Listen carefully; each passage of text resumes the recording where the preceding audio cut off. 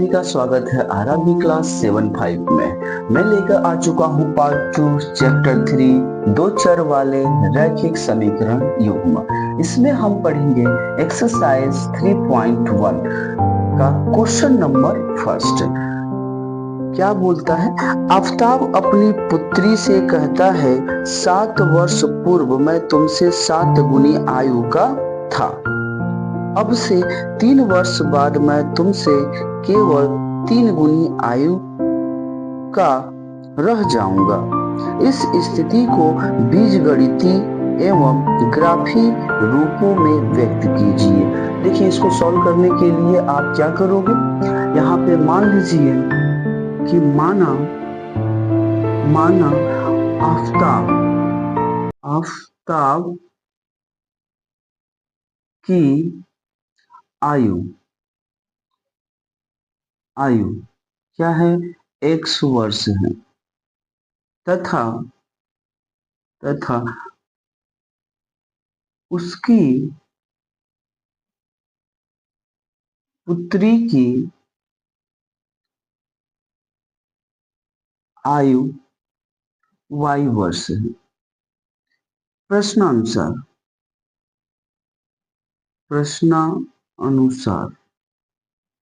प्रश्नानुसार यहाँ पे लिखिए स्थिति फर्स्ट। अगर स्थिति फर्स्ट क्या कह रहा है? 7 वर्ष पूर्व, ठीक है, 7 वर्ष पूर्व मैं तुमसे 7 गुनी आयु का था, ठीक है। तो यहाँ पे आप कैसे सॉल्व करोगे?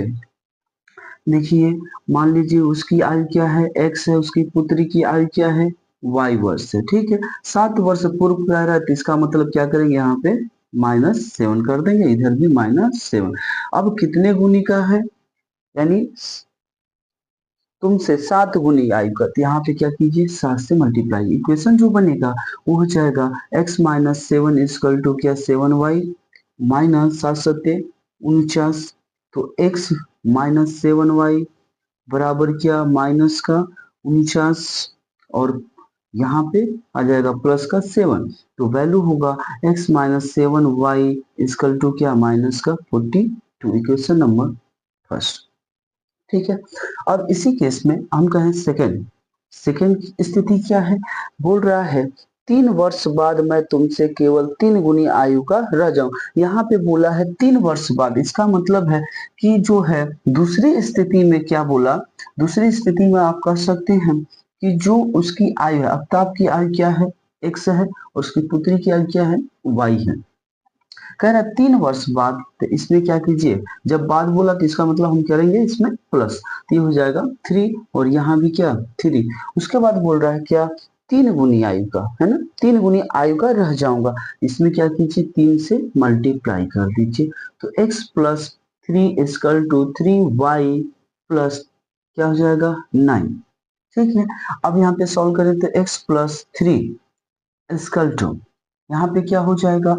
या इसको ट्रांसफर कर लीजिए, ठीक है, इसको इधर लाइए, ये हो जाएगा 3y माइनस का, चूंकि प्लस में इधर आ जाएगा माइनस में, और ये 9 और इधर ट्रांसफर करेंगे +3 को, दिया जाएगा -3 होगा। इक्वेशन x - 3y बराबर क्या?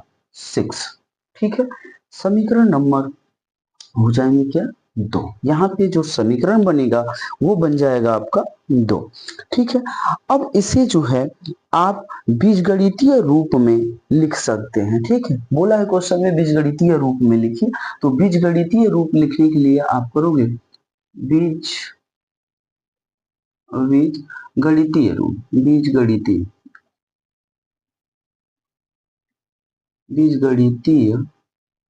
रूप में, ठीक है। तो इसको बीजगणितीय रूप में लिख दीजिए। जैसे समीकरण 1 है, इसको क्या लिखेंगे? x - 7y और प्लस का क्या? 42 बराबर 0, ठीक है। दूसरा क्या है? तो x - 3y - 6 बराबर 0। तो ये है आपका बीजगणितीय रूप में, ठीक है। अब हम क्या करेंगे? इसे हमें किसमें करना है? ग्राफी रूप में व्यक्त करना है। तो ग्राफी रूप में व्यक्त करने के लिए आपको क्या करना पड़ेगा? इसे सॉल्व करना पड़ेगा। और अधिकतम आपको बिंदुओं की जो संख्या है, एक समीकरण से आपको दो बिंदु प्राप्त करने होंगे, एक समीकरण से दो बिंदु प्राप्त करने होंगे। तो ग्राफी विधि से इसको बिंदु प्राप्त कर लीजिए। तो देखिए यहां से ये फंक्शन है, इसी को तो मैं लिखूंगा समीकरण एक से, समीकरण एक से। समीकरण एक जो है आपका देखें तो यही है। तो यहाँ पे मैं लिख रहा हूं x माइनस 7y बराबर क्या, माइनस का 42। अब देखें तो x बराबर मैं लिख सकता हूं माइनस का 42 और इसको ट्रांसफर कर देंगे, प्लस का क्या आ जाएगा 7y। ठीक है, अब मैं x का मान निकाल रहा हूं, निकालने के लिए मुझे बिंदु की आवश्यकता पड़ेगी। तो कैसे मैं निकालूंगा, मान लीजिए कुछ इस प्रकार से, ठीक है, और यहाँ पे x है और ये y है। अब मुझे दो बिंदु की आवश्यकता है। तो देखिए मैं क्या करूं, जैसे मान लीजिए y का मान मैं क्या मानूं, y का मान मैं क्या मानूं जो मुझे x का मान मिले। जैसे मैं यहाँ पे क्या कर रहा हूँ 7 मान लिया, y का मान मैंने 7 माना, तो x का मान क्या होगा, ठीक है ना। तो ये y पे यहाँ पे रखोगे तो 7 7 क्या हो जाएगा 49, ठीक है, और इधर घटाओगे तो वैल्यू मुझे क्या मिलेगा, यानी 49 में से आप 42 घटा दीजिए। 49 में से आप 42 घटाएंगे कितना बच जाएगा, यानी जो बचेगा प्लस का 7 ही बचेगा, ठीक है, x का मान निकलेगा। आप घटाकर देख लीजिएगा इसका गुणा, इसमें y के जगह पर क्या रख दीजिएगा 7 और 7 का गुणा कर दीजिएगा, 7 सत्ते 49 हो जाएगा और 49 में से 42 को घटाएंगे बच जाएगा 7। इसी प्रकार मान लीजिए यहाँ पे हमने 6 मान लिया, तो 6 का गुणा आप क्या करोगे 7 में, 7 छक होता है 42 और प्लस का 42 है और इधर माइनस का, ये हो जाएगा क्या 0। जो मुझे बिंदु प्राप्त होगा वो हो जाएगा क्या 7 कामा 7 और एक बिंदु प्राप्त होगा 0 कामा 6। ये बिंदु मुझे मिला किसी से, समीकरण एक से। अब लिखेंगे इसी प्रकार समीकरण समीकरण दो से। अब देखें समीकरण दो से, तो ये है x माइनस 3y बराबर क्या 6। तो क्या लिखेंगे x बराबर 6 और प्लस का क्या 3y। अब इससे हमें बिंदु प्राप्त करना है, ठीक ना। अब इससे हमें बिंदु प्राप्त कर लीजिए। अगर बिंदु प्राप्त होगा तो देखिए यहाँ से x और y ऐसे लिख लीजिए और बिंदु प्राप्त कीजिए। देखिए यहाँ पे आप क्या मानोगे 3 का मान मान मान लीजिए, जैसे y है तो y का मान मान लीजिए हमने माइनस क्या 2 मान लिया, y का मान -2 माना, तो यहाँ पे हो जाएगा 2, यहाँ पे रखेंगे -2, तो -2 का गुणा 3 में करेंगे कितना होगा माइनस का 6 हो जाएगा और प्लस का 6 कटेगा, वैल्यू आ गई क्या 0, x का वैल्यू 0।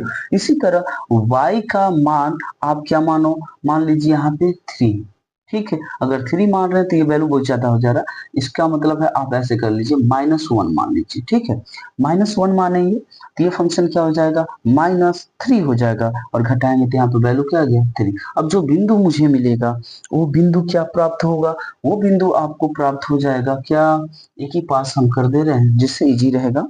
अब मान लीजिए जो बिंदु है ये हुआ 0 कामा -2 और दूसरा हमें प्राप्त होगा 3 कामा -1। ये हम लोग तो बिंदु प्राप्त हो गया। इन्हीं बिंदुओं से हमें क्या करना है ग्राफ बनाना है, ठीक है। अब इसको ग्राफ बनाने के लिए आप कैसे करोगे, तो देखिए यहाँ पे चाहिए x अक्ष और y अक्ष।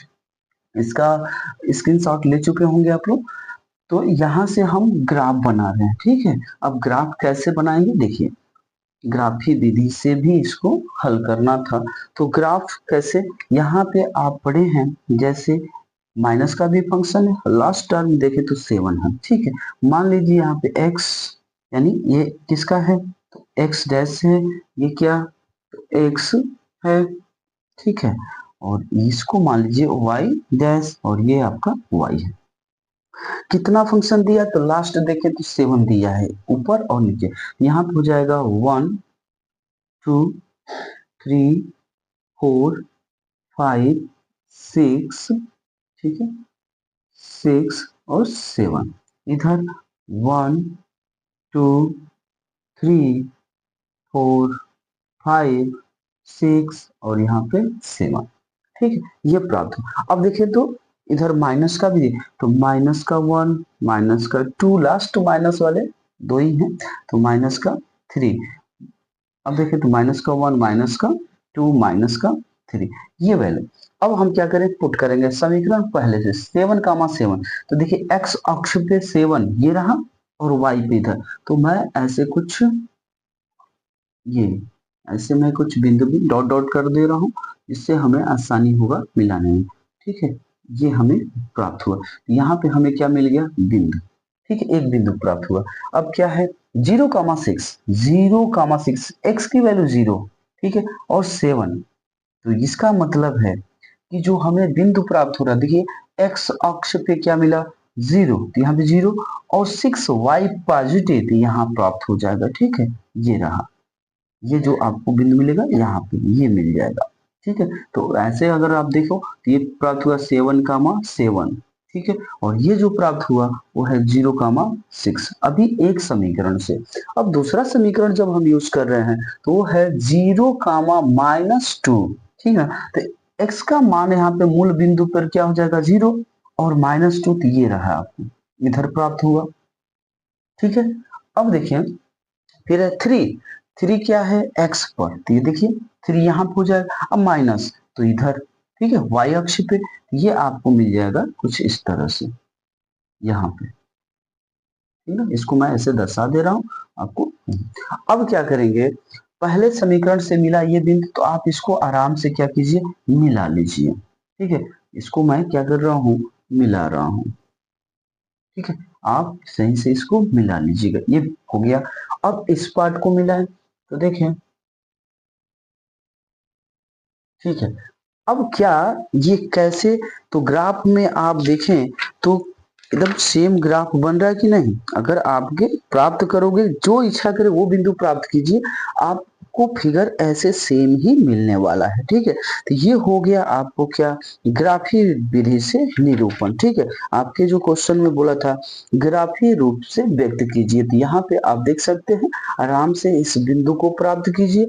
और ग्राफ खींचने के लिए आपको बिंदु की आवश्यकता पड़ेगी।